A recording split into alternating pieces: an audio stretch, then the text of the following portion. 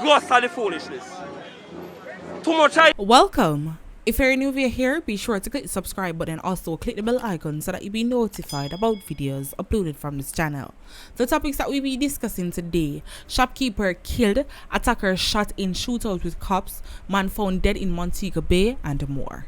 The 8-year-old Bridgeport primary student who was hit by a Toyota IS bus outside the school gate on Friday has died. The police say little Dashawn McLean of Cabanas Estate, Spanish Town in St. Catherine, died in the hospital.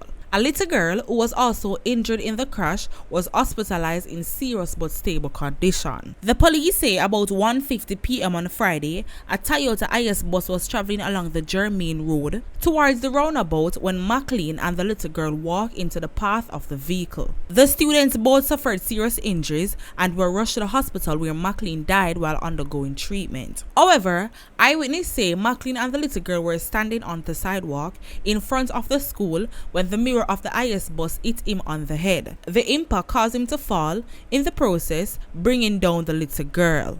This story is really sad, and what makes things even worse is the fact that we get two different stories.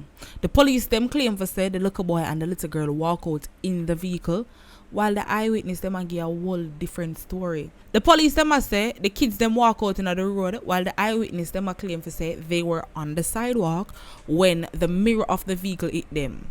Now people, either way the story go, parents, may I beg you, please ensure say on the children them safe after school. Wanna see how the world are run? To the adults them are on the road on a daily basis can agree with what me I say. A regular me on the road, I must see the pitney them I walk up and down in the road. Them even a play in the middle of the roadway.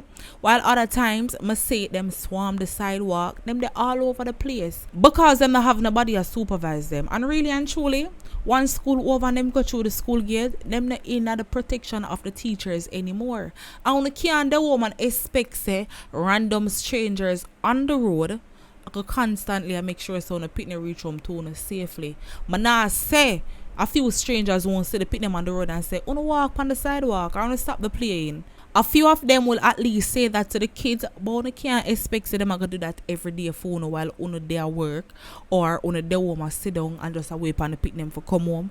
Really and truly, kids like those, they need supervision on the road. Some of them really don't have no manners, And if some of the parents are willing for talk truth, them road bad.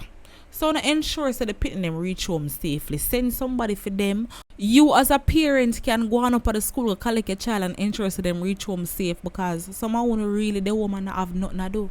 And if you don't have money, assign a driver to them and ensure that the child reach home safe, that only the woman get a phone call like this, because really and truly it's sad. I could try to avoid the manslaughter charges now. I want to stop left them big responsibility upon the poor little 8-year-old picnic when not even used the road. The police in St. James are now investigating the circumstances surrounding the death of a man whose body was found on Dean's Lane in Montego Bay on Monday morning. The police have not yet been able to identify him. Reports are that about 2 a.m. residents heard what believed to be gunshots and called the police. Lawmen arrived and found the man in a pool of blood. He was wearing a white marina, blue jeans, and a pair of white socks. According to the police, the man appeared to be in his 40s, of dark complexion, stout build, and about 5 feet 10 inches tall. Investigations are ongoing. According to the latest police crime statistics, 382 people have been murdered in Jamaica since the start of the year. This is 7 fewer homicide, or 1.8% decrease when compared to the corresponding period of January 1st to April 2nd last year. The St. James Police Division continued to lead national murder count with 68 cases, a 44.7% increase compared to the 47 homicide reported in the division up to April 2nd last year.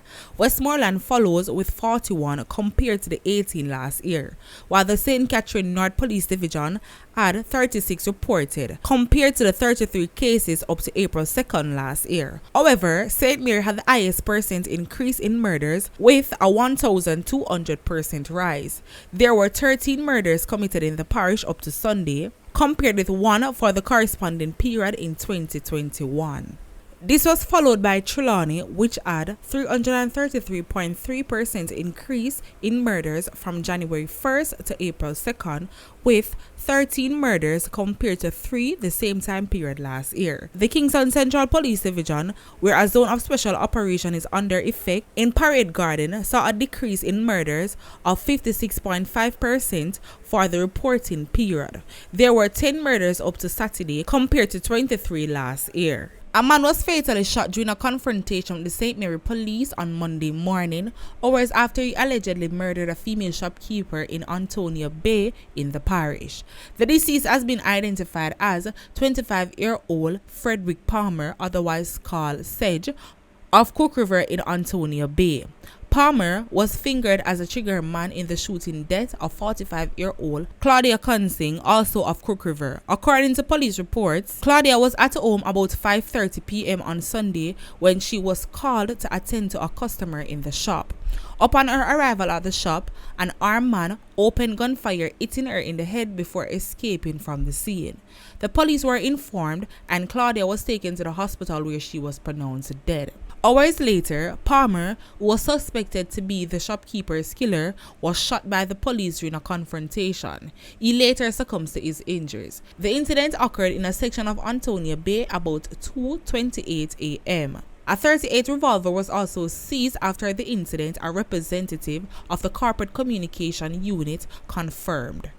Me definitely feel like say this man have something to do with the shopkeeper, because why him up on the road at 2:28 a.m. What you are up on the road them hours a morning there, sir? And we know if him have family members that think he is innocent, them are gonna say the police them plant the gun upon him. But the biggest question is why him up on the road at that hour. If him never up on the road in a them hours, then the police would get a chance to plant a gun upon him. It's either one out of two things. It's either him a try for a runway during that hour when him feel like nobody up on the road and nobody not go see him, or he was on his way to complete a next mission. Either way, we're tired of it now. We want the ladies them can walk on the road, them can stay home and feel comfortable and not feel look back at them or a fret. Yeah man, we need justice for the females them. People, right now, I just want to take the time out to thank each and every one that stayed to the end of this video. I love you now. Bad. But what I want you guys to do for me now is leave your honest opinion down below in the comment section. Let me hear what I have to say about all these stories down there. Remember, my opinion is not always the gospel. So nobody afraid to leave your own. Thank you guys for watching. Catch you guys next time. I'm out to stay blessed. I mean, I beg you, stay safe.